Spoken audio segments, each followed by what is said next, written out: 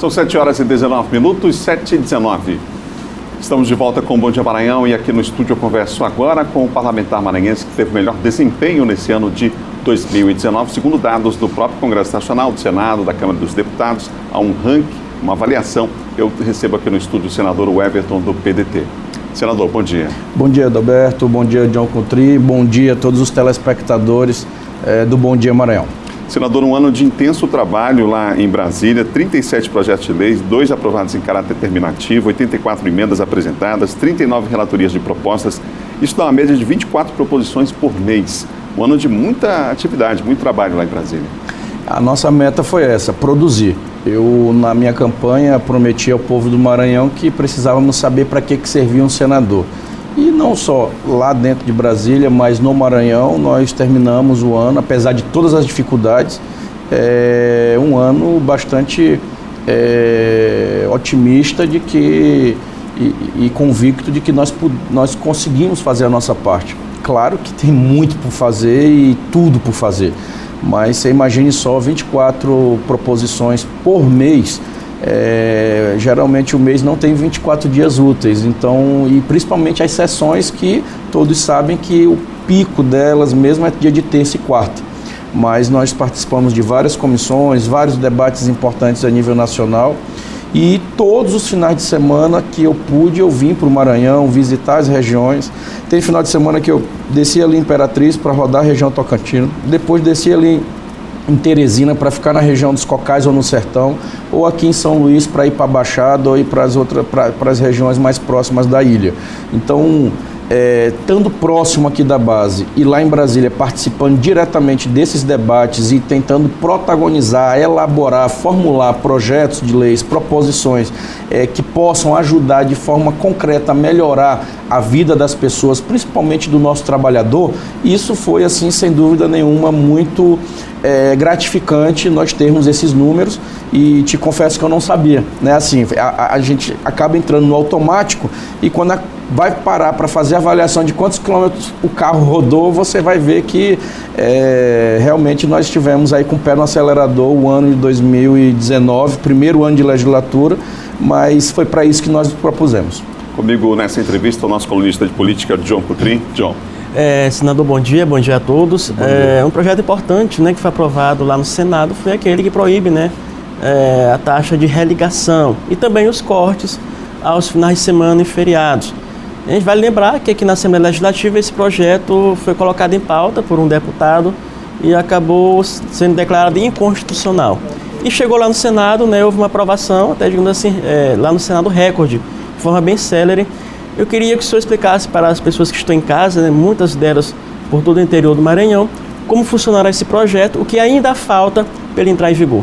Olha, só para fazer justiça, nós fizemos o registro da votação desse projeto que já está aprovado no Senado, agora é com a Câmara. Irei me empenhar pessoalmente para conversar com a bancada nossa federal do Maranhão e todos os líderes que nós temos ótima relação. O presidente Rodrigo Maia também já se colocou à disposição para nos ajudar.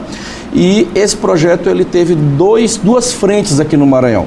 A primeira, aprovado na Câmara de Vereadores, era o fim da taxa de religação do corte de energia elétrica e de água. Esse fim da taxa de religação ele foi uma luta do vereador, presidente do PDT de São Luís, vereador Raimundo Penha, na Câmara de Vereadores, e a Assembleia Legislativa, um debate que se levou da proibição do corte desses serviços nas vésperas de feriados e na véspera de final de semana. A taxa de religação, nós já estávamos com esse projeto tramitando. Pedimos ao vereador Raimundo Penha e ele nos enviou e nós melhoramos ele e fizemos a tramitação no Senado Federal. Tentei tramitar na Câmara, mas já estava no fim da legislatura na época, eu ainda era deputado federal.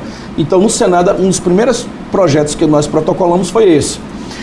Já agora, há uns 2 meses, com este debate aqui da questão da constitucionalidade que estava tratando lá no Senado, na Assembleia Legislativa, o relator, o deputado Fernando Pessoa, ele, via CCJ e a Assembleia Legislativa do Maranhão, nos enviou o projeto pedindo que incorporássemos ao nosso texto para que a gente pudesse tratar essa matéria aonde ela deveria ser tratada, que é uma matéria que tem que ser uma lei federal, para evitar qualquer tipo de questionamento futuro. Nós prontamente atendemos, recebi o deputado Fernando Pessoa, o presidente da CCJ, o deputado Neto Evangelista, e uma comissão de deputados, a pedido do presidente da Assembleia, o deputado Otelino Neto. E lá nós fizemos a conversa com o relator do projeto, que é o senador Regufe. O Regufe prontamente atendeu. Então, o que ficou aprovado lá? Primeiro, acabar com taxa de religação. Sua energia é cortada, então vai pagar ela, você já não vai mais pagar a taxa de religação assim que estiver aprovado na Câmara. Segundo, pagou, solicitou a companhia, ela vai ter até 6 horas para restabelecer o serviço. Antes era uma coisa, né, aleatória, tinha que dizer, olha, não, mas para ser até 6 horas tem que pagar uma taxa de religação emergencial, às vezes mais caro que a conta.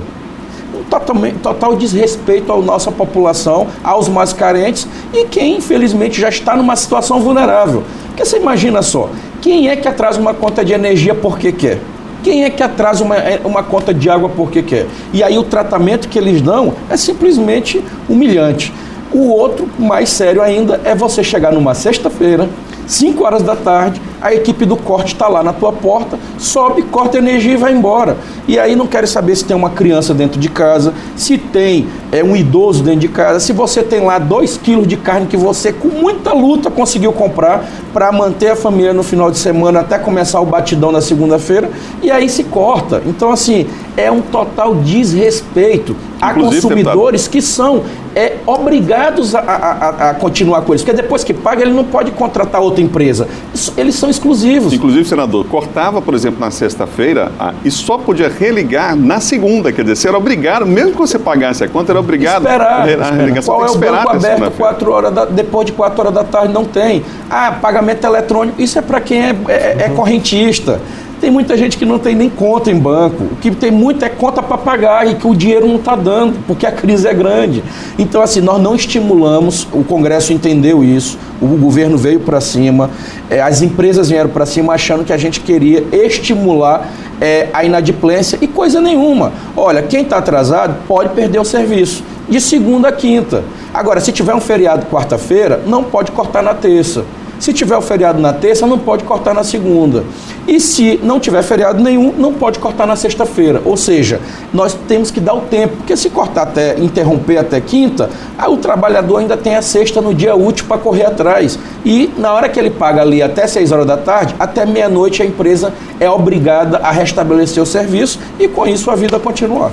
Um outro projeto que o senhor apresentou lá no Senado, que está inclusive aprovado em caráter terminativo do Senado e segue para a Câmara, é aquele que trata da capacitação dos agentes comunitários de saúde. Por que um projeto específico para essa situação?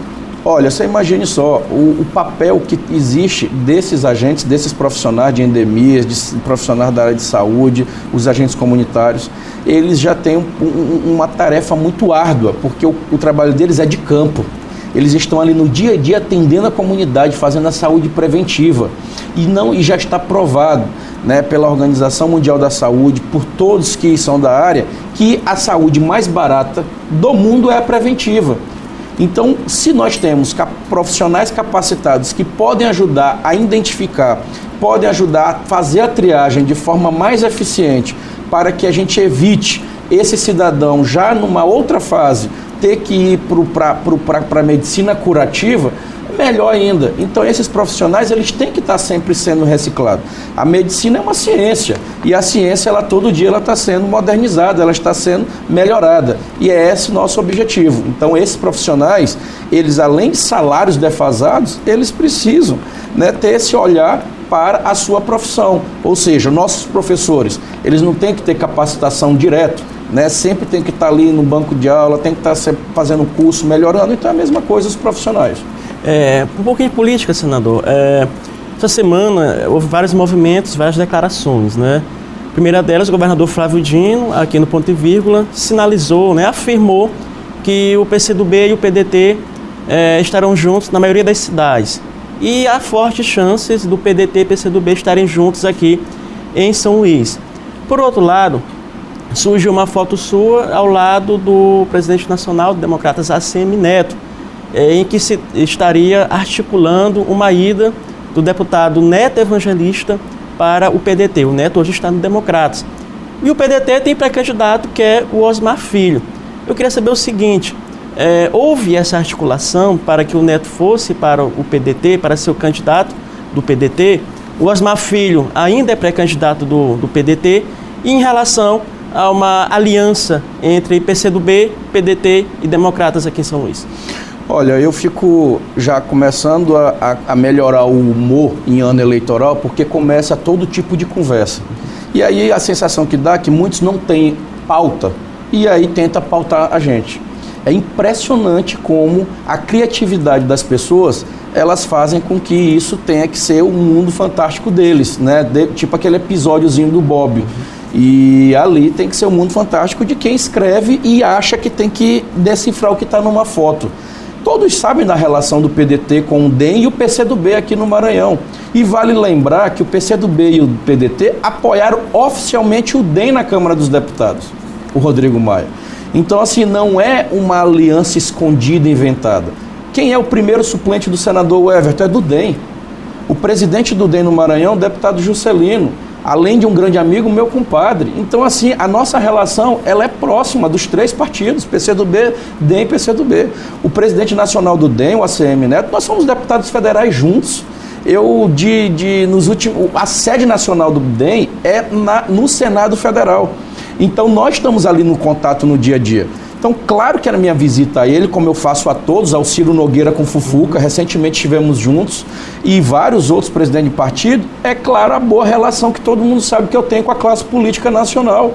Então, nada mais do que isso, conversar política. E se o Neto Evangelista for viabilizado, ele é viabilizado pelo partido dele, que é o DEM. E onde é que está escrito que para ser candidato tem que ser pelo PDT? Pelo contrário, o partido é o nosso campo político. Se o candidato for do PCdoB, será do PCdoB. E se for o nosso pré-candidato, que é o Osmar Filho, será o Osmar pelo PDT. Então, assim, isso fique bem claro.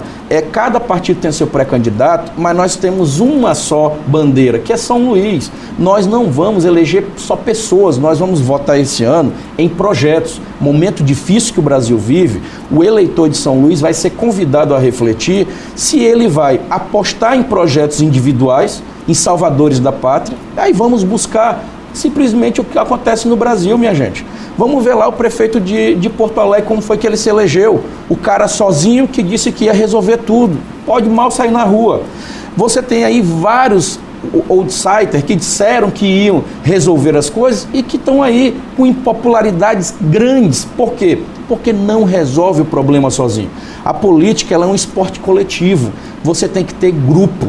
E se não tiver grupo, cada um jogando em uma posição, não funciona. O prefeito Edivaldo está hoje com um canteiro de obras, São Luís. Mas você acha que caiu sozinho esse dinheiro na conta dele? Claro que não. Ele tinha uma base forte na Câmara de Vereadores que votou esse empréstimo para que viabilizasse o recurso para fazer isso. Enquanto não chegou esse empréstimo, o que é que manteve ele com condições de manter os hospitais abertos? As emendas parlamentares.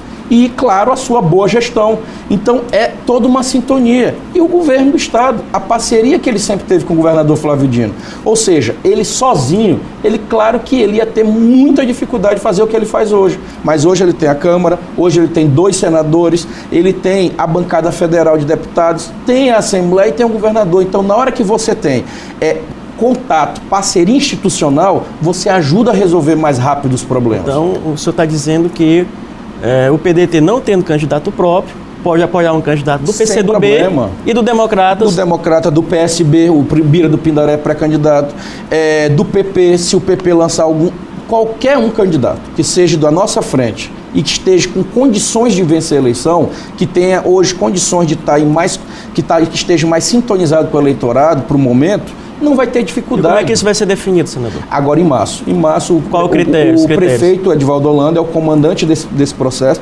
O governador Flávio Dino irá sentar com ele, que é o líder do nosso grupo político, e nós todos, obviamente, eu, a senadora Elisiane e todos os partidos, iremos montar essa mesa para discutir a melhor estratégia. São Luís, John, Adalberto e os nossos telespectadores, é importante lembrar isso, São Luís é diferente dos outros 216 municípios do Maranhão.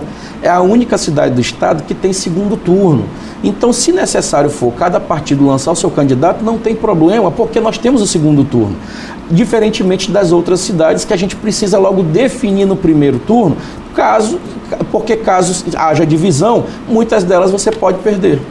Senador, obrigado pela entrevista aqui no Bom Dia Maranhão. Já um Feliz Natal, um Feliz Ano Novo. E obrigado pela entrevista. Eu quero agradecer o espaço a todos os aqui para toda a emissora e mandar o meu Natal a todos os telespectadores. É ano de muita dificuldade, mas claro que sempre tendo Deus no coração, nas nossas vidas, nós precisamos manter essa serenidade e essa vontade de estar sempre construindo um Brasil melhor, um Maranhão melhor e, claro, sermos melhores. Então, um Feliz Natal a todos vocês, Feliz Ano Novo. É claro que o John aqui vai conversar um pouquinho mais de política conosco. Hoje às 18 horas eu estarei lá no Ponto e Vírgula, na Difusora FM. Aqui na Difusora FM, e nós vamos ter a oportunidade para conversar de forma mais detalhada vários temas e, obviamente, tirar aí as dúvidas para a gente fechar o ano 2019 com chave de ouro. Muito obrigado. Obrigado, John Coutrin, também pela participação.